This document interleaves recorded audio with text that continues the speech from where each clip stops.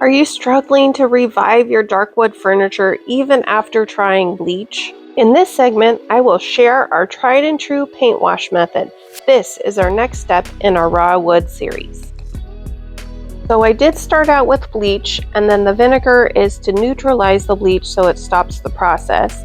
I love these auto microfiber sponges, and I have a pair of gloves. So this process did work when I used it on the top.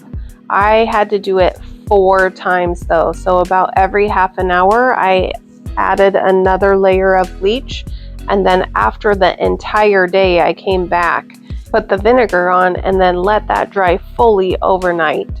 Dealing with mismatched woods is a real pain when you're trying to get that raw wood finish. You can see here that unfortunately, even with the same process on the front, the woods just don't match. It has more red tones and would be even darker after sealing. Let's tackle those red tones and get a cohesive look with the paint wash. Here we go. I'm using a 1 to 2 paint to water mixture of Fusion Algonquin for this wash. Do you guys save all your Trader Joe's containers for all your projects? Let's first give it a good mist, and then I go back in to saturate the surface with the paint wash mixture. This is going to allow it to soak into the wood without drying out. Here's a pro tip. Reach for a dark tan color with green undertones to battle those reds. If you go too light, it might leave your wood looking milky and unnatural when it dries.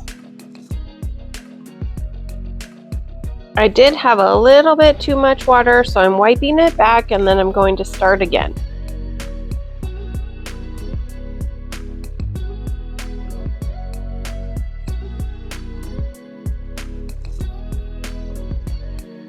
It really doesn't take that much time for it to soak in. So now I'm wiping back the excess, and then I'm going to come back in with a circular motion to make sure that it does not have any streaks.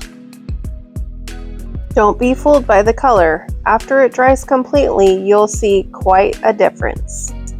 The carvings were more of a yellow wood, so didn't need as much wash, so I wiped those back before moving on to the drawers. This is the same process as before. You can see that I'm misting here and there just in case it's a little too dry.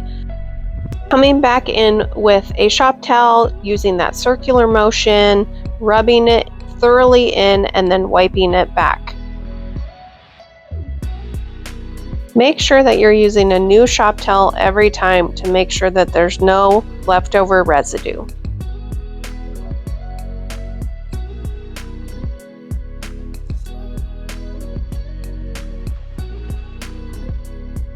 You can really see a difference with the drawers being dry and the cabinet that I'm working on, and the contrast between the wet wood and the dry wood, and also how it brings it all together with that wash.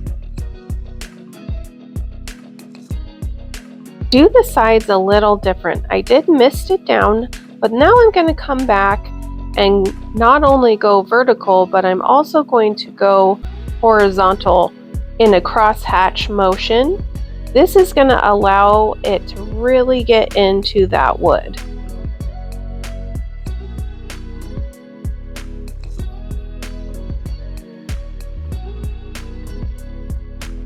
Now I'm just going to go back and touch up the framework with my custom color in Wise L Restoration and a little bit of leatherwood just to make it a touch darker.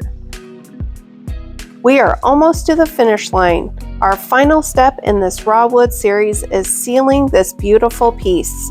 Not all varnishes are created equal when it comes to raw wood. I am thrilled to share my absolute favorite, which was a serious game changer, along with some tips. Stay tuned for our final step and make sure you hit that notification button so you don't miss it. Together we can elevate our furniture and each other. Thanks for watching.